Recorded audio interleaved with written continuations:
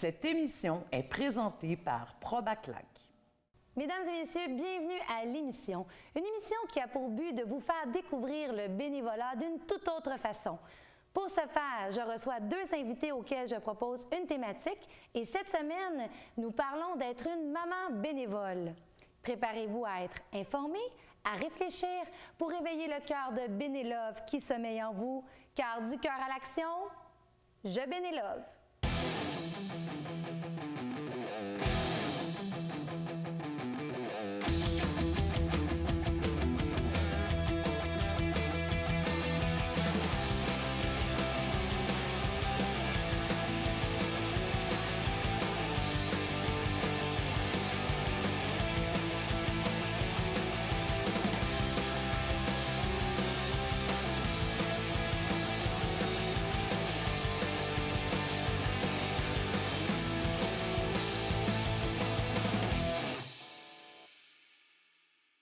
Pascal et Lise, je suis vraiment contente de vous recevoir à l'émission. Pascal, tu es une maman bénévole. Lise aussi, tu es une maman et grand-mère bénévole.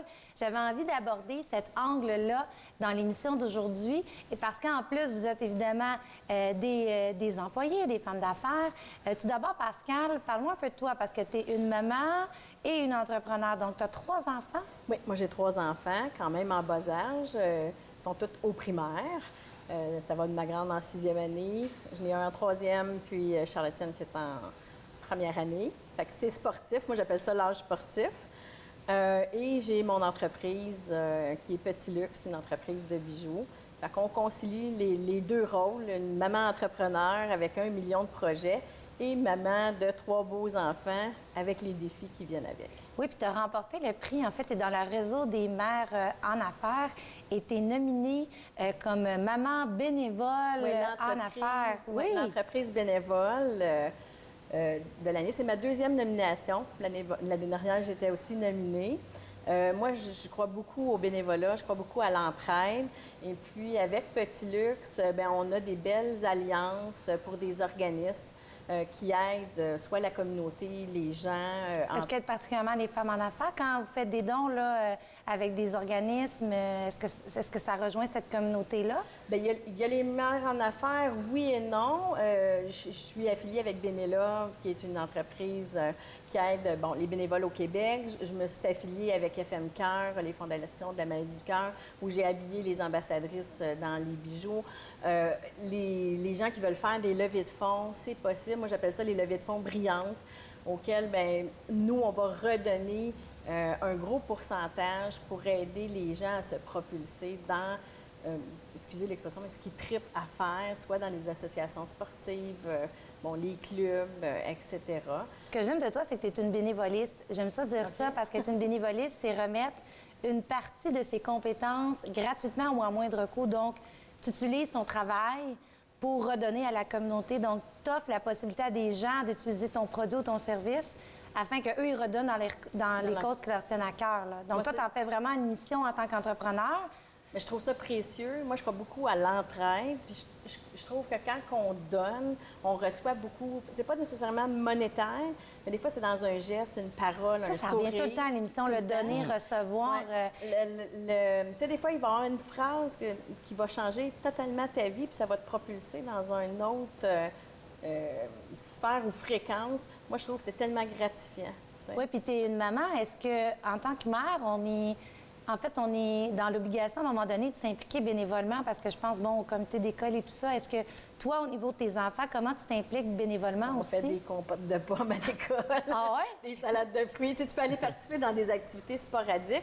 Parce que c'est sûr que le fait d'être entrepreneur, tu as quand même une occupation du temps assez remplie. Mais souvent, dans les activités sporadiques, il y a moyen de donner des brises de sang. Cette année, là, on va aller aider. Il y a toujours... Ils font comme les 6e années pour, dans le fond, leur camp d'anglais. Ils vont faire, des prises de sang? Oui, c'est ça. Les élèves s'impliquent, puis ils demandent à des parents d'aller s'impliquer. Il y a toujours des activités. Mais vous faites quoi? Vous accueillez les jeunes? On accueille. Tu peux être à parler, madame, ça va bien aller. OK, comme une infirmière, oui, finalement, vous soutenez les infirmiers. Oui, c'est ça. Puis dans toutes les activités de l'école, indépendamment des professeurs, bien, il y en a qui sont créatifs. On va être appelés à plus participer que d'autres. Puis en tant que maman aussi, tu vas t'impliquer dans les sports de tes enfants bien souvent. Comme là, cette année, c'est le papa qui était coach, mais on est allé supporter toute l'équipe.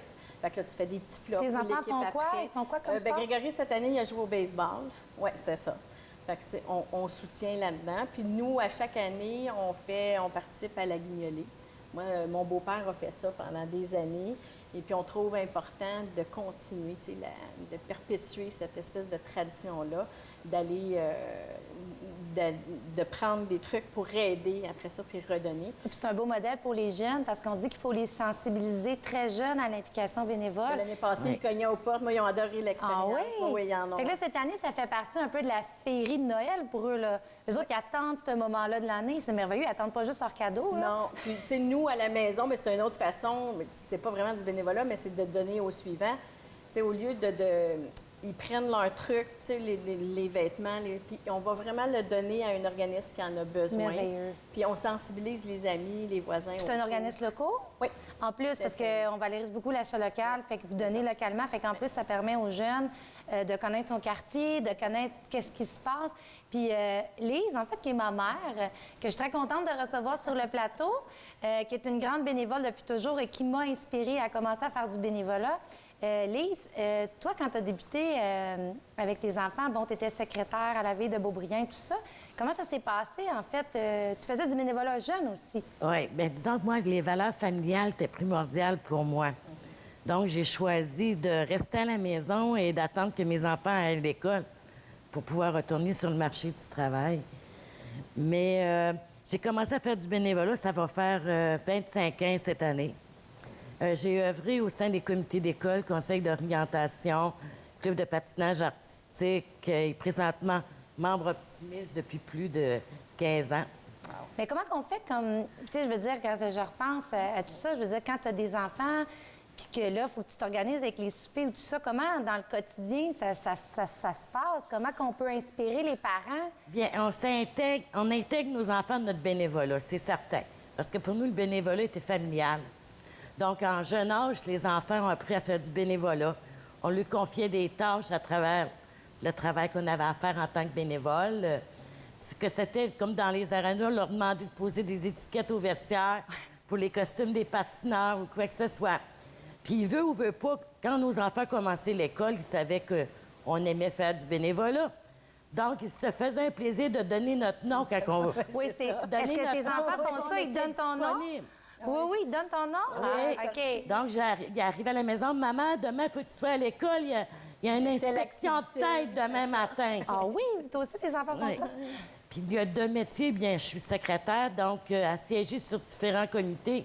J'ai souvent exercé mon métier bénévolement. Oui, c'est ça, tes bénévolistes. En fait, Oui. tes compétences de secrétaire, tu l'as exploité au niveau des clubs optimistes. Puis les clubs optimistes, c'est quoi? Parce qu'il y a peut-être des gens qui ne savent pas c'est quoi. OK, les clubs optimistes en tant que tels, notre mission première, c'est d'inspirer le meilleur chez les jeunes. Comment inspirer le meilleur chez les jeunes? Bien, on réalise des activités pour eux. OK.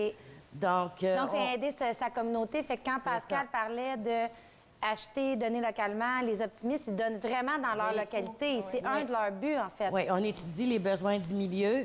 Suite aux demandes, puis on essaie de répondre à la demande en tant que telle. Oui, je suis sûre que Pascal, toi aussi, tu as vu le logo, on voit le logo Oui, partout, mais il n'y a pas beaucoup de gens qui savent, mais les optimistes, leur mission première est de donner localement. Parce qu'il y a un club optimiste dans toutes les villes quasiment au Québec, là. Hein, je pense, Lise, il y en a un peu partout. Oui, un peu Fait que, partout. puis leur mission, c'est d'aider les jeunes, mais aussi d'aider les familles. Ça veut dire que, tu sais, tantôt, quand tu parlais là, que tu allais porter tes vêtements, bien, quelqu'un qui ne sait pas où aller peut quand même passer par son club optimiste, puis demander, ils vont C'est ça. référer à un organisme. C'est C'est vraiment une belle organisation. Puis à l'intérieur des clubs optimistes en tant que tels, on a la chance, nous, d'avoir un club jeunesse. Ah oui, c'est vrai. Donc, notre club jeunesse, ce sont des bénévoles qui proviennent des écoles, des jeunes. La plupart sont âgés de 12 à 17 ans.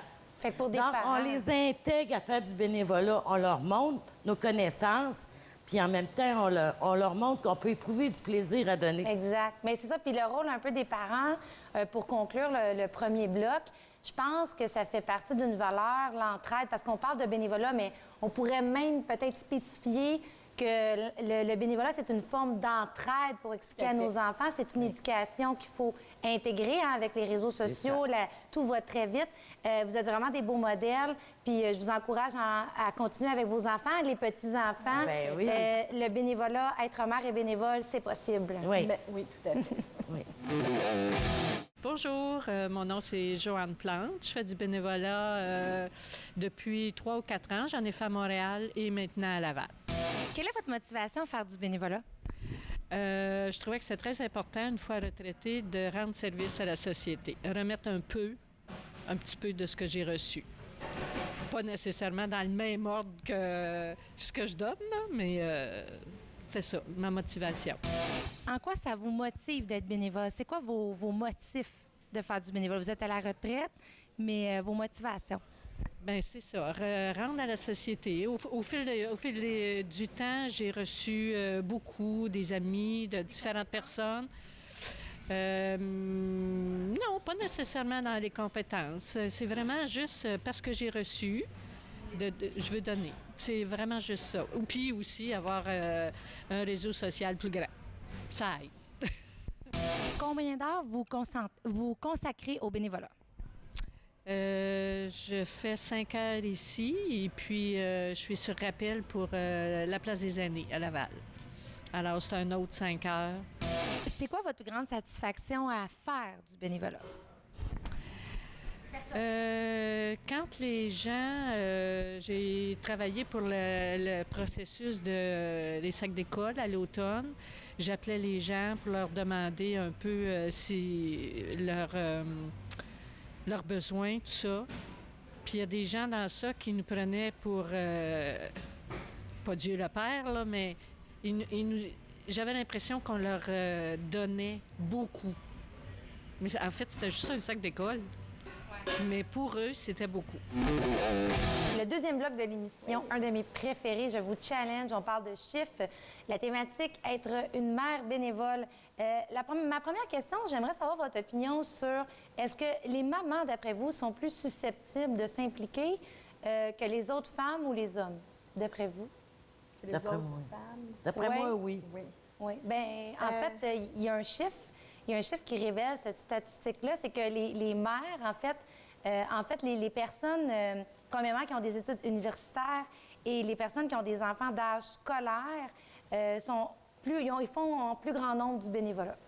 C'est certain. Quand tu es maman, sont en guillemets, à la maison ou une maman temps partiel qui a un emploi à temps partiel, oui, ça va être plus facile et plus à proximité de faire du bénévolat. Par contre, moi, je remarque depuis quelques années qu'il y a beaucoup de papas qui vont, qui commencent à rester à la maison, et c'est les papas qui vont aller s'impliquer. Ou les papas vont s'impliquer beaucoup dans le sport. Tu sais, quand les enfants font les sports, ils vont être Dans le bénévolat sportif. Oui, assistant coach, tu sais. Donc, d'après toi, Pascal, on devrait voir une évolution Moi, je suis dans le convaincue prochain que la sondage. jeune génération, ton sondage va changer. OK. Ça, c'est un sondage de 2013, là. Moi, je l'ai vu évoluer. Tu sais, j'ai travaillé 6 ans dans l'enfant-maternité.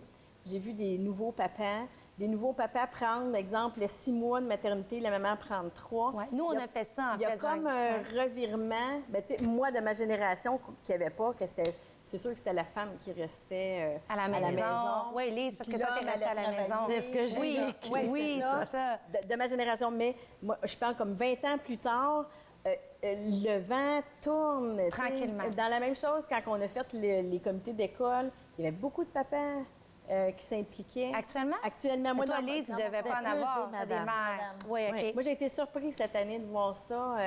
Mais je trouve ça le fun parce que c'est comme si les gens prennent conscience que c'est important de s'impliquer auprès de nos enfants, que ce soit de nos enfants, de nos aînés, des gens malades. Souvent, ça va te toucher personnellement. Puis quand ça te touche personnellement, tu es plus porté à aller donner dans ces sphères-là. Oui, puis tu portes un bon point, mais j'ai peut-être une opinion que je vais demander à Lise là-dessus. Est-ce que c'est parce qu'on soutient plus les papas et les mamans? Parce qu'avant, à l'époque, quand on était en congé de maternité, les supports n'étaient pas comme aujourd'hui. Hein, on en a déjà parlé. C'est que avant, on n'avait pas là, la RQAP. Je veux dire, on ne recevait pas une somme d'argent pendant qu'on était en maternité. Est-ce que tu penses que ça aide? En matière, c'est certainement. Tu sais, tu étudiais si ça vaut la peine d'aller travailler ou pas. parce qu'on n'avait pas d'aide comme aujourd'hui, les Il y avait quoi, garderies et tout. même pas 6 Non, même pas 6 semaines. c'est Fait que ça. à peu Ouais, près Il y avait, c'est ça, le hein. papa, il n'y avait pas de congé parental. Fait que tout ça joue. Oui, le père n'avait pas le droit Non. de prendre Non. un congé. Il Non. n'avait aucune compensation C'est ça. monétaire. ça. Fait que ce qui fait peut-être, ce qu'on discute, c'est que c'est peut-être pour ça qu'on a plus dans nos chiffres actuels des mères avec des enfants qui sont bénévoles. C'est ça qui Ça. ressort parce qu'à l'époque, en fait, les mamans avaient pas vraiment le choix. Tu avais un enfant, si je vous comprends, puis tu n'avais comme pas le choix de rester avec lui, sinon c'était très dispendieux. Donc, le support monétaire fait une différence pour être Oui. une mère bénévole? Oui. Ben oui, Ça tout à fait une différence. Est-ce que vous donnez plus de temps? Est-ce que vous pensez qu'on donne plus de temps quand on est plus à l'aise financièrement ou ça n'a pas rapport? Je pense que c'est dans tes valeurs de base. OK. Tes valeurs, puis aussi, gars, moi, là, présentement, mes enfants sont plus à la maison, là. Donc, c'est sûr que mon bénévolat, je le fais quasiment à temps plein, à part du travail que je fais actuellement. Je comprends. J'ai Donc, on plus de travaille à temps temps à donner. partiel. Ouais. Donc, j'en donne plus. À la retraite. Oui, c'est Ouais. ça, c'est ça. Puis toi, ben, en tant qu'entrepreneur, c'est sûr que tu vas donner ton temps probablement plus avec les enfants. Ça peut peut-être être plus facile. C'est ça. Tu sais, c'est sûr que, tu sais, dans un de mes buts, moi, j'aimais beaucoup les personnes âgées. Là, je laisse vieillir ma troupe, comme on appelle. Ouais. Tu sais, on va aller jouer aux cartes. Tu sais, ça, je veux l'inculquer à mes enfants, de dire, aller passer du temps de qualité avec les aînés, parce que souvent, les aînés sont une source de richesse. Oui. Souvent, ils s'ennuient. On a besoin de bénévoles. Puis, je sais pas, les gens, des fois, s'ils ont peur, mais des fois, c'est juste de l'essayer, de passer cette espèce de tremplin-là. Mais je pense que les gens ne savent pas comment, en fait, parce C'est que ça. je connais quelqu'un qui est Guy Michaud. Lui, il est retraité. Puis sa façon d'aider les aînés, c'est qu'il va chanter dans les résidences. C'est tellement génial. voilà. Oui, mais il faut créer, je pense, il faut être imaginatif. Oui. Puis quand on parle de bénélever, c'est un verbe que j'utilise, puis j'espère qu'il y a beaucoup de gens qui vont utiliser, c'est que bénélever, c'est faire du bénévolat autrement. Il ne faut pas rester dans un carcan puis penser qu'il faut aller faire 1 heure à chaque résidence, par exemple, à toutes les semaines. Je pense que c'est d'être créatif. Puis justement, avec les enfants, comme tu dis, bien, peut-être que vous pouvez créer un projet, puis c'est pas Aller toujours faire une évident, bonne mais... cure. Ou faire des biscuits. Je connais, Ouais, il y a c'est quelqu'un qui ça. m'a parlé de ça. Le dimanche, ils font des biscuits. Tu vas les porter. Oui. Juste ça, c'est un petit geste Oui. qui fait toute une différence. Exactement. J'ai des chiffres assez impressionnants. Je ne sais pas si vous saviez, mais en fait, les couples mariés au Québec, ça représente environ 70 des familles. Ah, quand même. Oui, ça, c'est une dernière statistique que j'ai trouvée. Puis il y a 55 des femmes avec des enfants de moins de 3 ans qui sont à l'emploi. Donc, on voit déjà que les chiffres changent. Et est-ce que vous savez comment ça coûte élever un enfant jusqu'à 18 ans? Parce que ma prochaine question a un Autour lien de avec 100 ça. 000. Pas loin. Lise, est-ce que tu as une petite idée? J'évaluerais à peu près ça, moi. Oui, en fait, élever une fille jusqu'à l'âge de 18 ans, les coûts moyens s'élèvent à 166 549 et c'est plus élevé pour un homme. Ah c'est oui? de 166 972 Est-ce que vous pensez, en voyant le coût que ça vaut d'éduquer un enfant, est-ce que vous pensez qu'entre mères bénévoles, on devrait davantage s'aider? Parce que moi, je le vois pas. Je vois que les femmes vont aider des causes, mais je ne le vois pas. Peut-être que je ne On suis le voit pas beaucoup moins dans notre qu'autrefois. Oui. Tu sais, autrefois, les filles, ça se rassemblait dans les maisons, ça faisait de la popote, tout le monde repartait puis se divisait ça. C'est de valeur parce qu'on a perdu ça. Ou en quelque part au Québec. Mais tu sais, c'est à nous de faire revenir ça puis graduellement le réintégrer. Tu sais, Ça. parce que nos grands-mères. Les gars comme faisaient- moi, ouais. ouais. Comme moi, là, à l'intérieur des clubs optimistes, quand on réalise des activités, on le fait en équipe. Mais est-ce qu'il y a beaucoup de mères qui s'impliquent? Est-ce qu'on voit à l'intérieur des clubs optimistes qu'il y a des mères qui viennent cuisiner ensemble? Est-ce que ça, on le voit davantage? C'est ça, on leur trouve toute une place. Premièrement, on étudie comment ils peuvent nous aider, point de vue bénévolat. Puis on essaie tout de suite de les impliquer dans ce qu'ils aiment. OK. Donc, il y a une activité qui est, veut ou veut pas, ils se rattachent à ça, puis ils embarquent. Fait que dans le fond, d'aimer ce qu'on aime peut nous aider à nous rassembler. Peut-être Oui. trouver des personnes qui ont les mêmes atouts que nous ça. vont nous permettre de s'entraider entre mères parce que tu es dans un réseau de femmes d'affaires. Tu as quand même remporté le prix. Fait que moi, c'est ça, je me disais, il y a tellement de mères qui ont besoin d'aide. Oui, il y a plusieurs organismes, mais le réflexe, c'est peut-être pas inné de dire, ben je vais aller Mais aider des une fois, mère comme tu vois, moi. Dans le réseau des mères en affaires, tu sais, par le biais de réseautage, tranquillement, on s'est fait des amis, des alliés. OK. Puis là, des fois, tu sais, tu as besoin, on fait des rassemblements, tu sais, un peu comme ça. Mais pas de là encore à cuisiner puis s'entraider. Mais moi, ça m'est arrivé de donner du linge à une. Ah, l'autre c'est bon, va me dire ça. genre d'autres choses. Il y a de l'échange. Tu sais, bon, elle était plus dans le besoin. Moi, je n'avais, puis j'avais plus besoin. Tant qu'à donner un organisme, je m'a donné directement une mère en affaires qui est dans le besoin. D'autres, une, il file moins, là, tu vas l'appeler. Tu fais pas comme un genre de coaching bénévole. Ça arrive, ça, tu sais, dans notre réseau. Puis des fois, c'est important. Tu sais, des fois, on a une belle attitude, les gens vont se coller à nous, puis pourquoi pas faire une différence dans la vie. Puis après ça, eux vont le répliquer dans leur réseau. Tu sais. Le problème, est-ce que c'est pas comptabilisé? Parce que là, tu me parles de tout ça, je me dis, OK, moi qui est une passionnée de bénévolat, c'est pas comptabilisé. Est-ce qu'il y a un tabou de dire que je me suis fait aider encore? Est-ce que c'est encore... est-ce que les gens sont gênés encore de demander de l'aide? Peut-être les femmes sont comme ça? Oui, vraiment. C'est probablement l'ego. L'ego? Comme on dit dans les clubs optimistes, il y a beaucoup de gens qui nous appellent. Exemple, ils ont du linge à donner, du manger ou quoi que ce soit. Ils passent par nous, puis nous, on rejoint l'organisme. OK, je comprends. Oui, il y a un petit peu de gêne encore. On a peur de demander pour être jugé. En fait, un peu peut-être. Moi, je dis qu'il y a peut-être différentes raisons en tant que telles, mais l'important, c'est qu'ils s'adressent, mettons, aux bonnes personnes, puis ce qui doit être remis est remis. Et remis. Donc, tu sais, la morale de l'histoire, c'est que ça existe, ça se fait, Oui. mais c'est pas comptabilisé puis c'est pas vu parce qu'il y a encore une certaine gêne, une certaine peur reliée à tout ça. C'est peut-être pas du bénévolat, mais tu sais, des fois, juste d'aborder quelqu'un dans la rue, juste dans ton voisinage, apprendre Ouais. à connaître les gens. On fait plus ça. On est plein sur de notre ressources. téléphone, Ben, c'est ça. on fonctionne par Les téléphone. gens sont pleins de ressources, puis souvent, ben là, des fois, tu vas venir faire une différence. Un petit geste va venir Ouais. faire une grande différence. Ça prend un dans la vie plateau de pour quelqu'un. afficher les actions bénévoles. Je sais pas qui ça. travaille là-dessus, mystère. Mais vos enfants et vos petits-enfants, est-ce qu'ils ont commencé à faire du bénévolat de façon concrète? Et s'ils en font, est-ce que vous pensez qu'ils en prennent conscience? Bien, on va parler pour moi. Oui. Moi, François, qui était le grand-papa des enfants qui est maintenant décédé, faisait la guignolée chaque année. Martin a décidé de perpétuer cette tradition-là qu'il y avait, eux, dans leur famille. Et les enfants trippent littéralement à aider, à aller cogner aux portes. Tu sais, on veut des denrées pour aider les gens plus démunis, plus dans le besoin. Oui, ils en prennent conscience. Ils en prennent tellement conscience que dans ce qu'ils n'ont plus besoin, dans les jouets, dans les vêtements, dans leurs trucs, ils vont faire des sacs dans l'année, puis maman, on va aller le porter. Hein, à ils mettent ça de côté. Puis on va aller le porter à l'organisme qui en a besoin pour qu'il le donne à des enfants qui en ont vraiment besoin. Fait que oui, même s'ils ont 5 ans, oui, il en prend conscience. Tu sais, ça dépend comment tu vas l'expliquer, le véhiculer. Puis c'est de faire du bien. Il y a Rachel Clermont, qui est une designer à Mascouche, elle a dit « faire du bien me fait du bien ». C'est vrai que ça fait du bien, tu sais. Puis ça fait du bien aux enfants de savoir Oui. qu'ils aident quelqu'un de leur communauté ou qui font une Ils différence. rendent service. Ils se sentent importants. C'est ça. Ils se sentent impliqués, en fait. Impliqués. C'est ça. Ils Ouais. sentent qu'ils sont importants. Ouais. Oui, qu'ils font une différence. Ça fait une Ouais. différence, ouais. Puis Lise, c'est Bien, ce que... moi, si je regarde mes petits-enfants, ils ont juste 2 ans. Je vais plutôt regarder mes enfants aujourd'hui qui sont des adultes.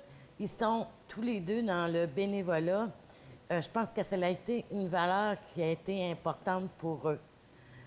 Ils ont reçu beaucoup à travers le bénévolat. Et ils le remettent aujourd'hui. Ouais. Donc, Les deux ça a enfants, il y a l'effet. moi et j'ai un frère, les deux ont fait du bénévolat. c'est ça. Donc, Donc, Ça a un effet en tant que tel. oui. Donc, pour conclure le deuxième bloc, je pense que vous êtes des beaux modèles pour les mères. On encourage les mères à faire du bénévolat parce qu'on peut s'entraider entre nous, on peut apprendre sur nous et surtout, on peut apprendre cette belle valeur-là à nos enfants. Oui. Merci beaucoup d'avoir Ça fait accepté plaisir. l'invitation et continuez de bénélover. Oui, tout à fait. L'Alphabem est un organisme venant en aide aux proches de personnes atteintes d'une maladie mentale, quel que soit leur âge, en offrant des programmes de formation, conférences, activités de répit, groupes d'entraide et consultations individuelles. Mise sur pied grâce à une aide financière de l'Appui de Laval, la formation de 25 heures est échelonnée sur 10 semaines à raison de 2h30 par semaine. Le projet, La santé mentale des aînés, un défi de taille pour les proches aidants, contribuera à faire cheminer les proches dans la voie du deuil et des modifications de comportement à faire pour éviter notamment l'épuisement. Cet apport se fera par la présentation de 4 conférences. La formation sera offerte en groupe de 10 à 12 personnes dans les locaux même du regroupement situé sur le boulevard des Laurentides à Laval. Elle sera donnée à compter du printemps prochain et possiblement répétée plus tard au cours de 2017. Les personnes intéressées peuvent s'inscrire dès maintenant en contactant l'organisme. La première des 4 conférences sera présentée le 16 novembre prochain à 19h à l'auditorium Réal Dubord de la Cité de la Santé. C'est maintenant le temps de vous présenter notre bénévole de la semaine, Monsieur Stéphane Ducharme. Stéphane se passionne pour la radio. Animateur d'une radio régionale, il passe beaucoup de temps afin de préparer ses émissions et couvrir les événements importants. Il s'implique aussi depuis plusieurs années dans les organismes pour la cause des enfants. C'est déjà tout pour cette semaine. Et comme à chaque semaine, j'ai une mission pour vous. C'est simple, pour participer, vous devez répondre à la question suivante. Est-ce que je fais du bénévolat en famille avec mes enfants? Pour participer, vous vous rendez sur la page Facebook de Bénélove, vous répondez à la question et vous courez la chance de remporter une magnifique tablette intelligente. Et si vous partagez votre réponse, vous doublez les chances de remporter ce merveilleux prix.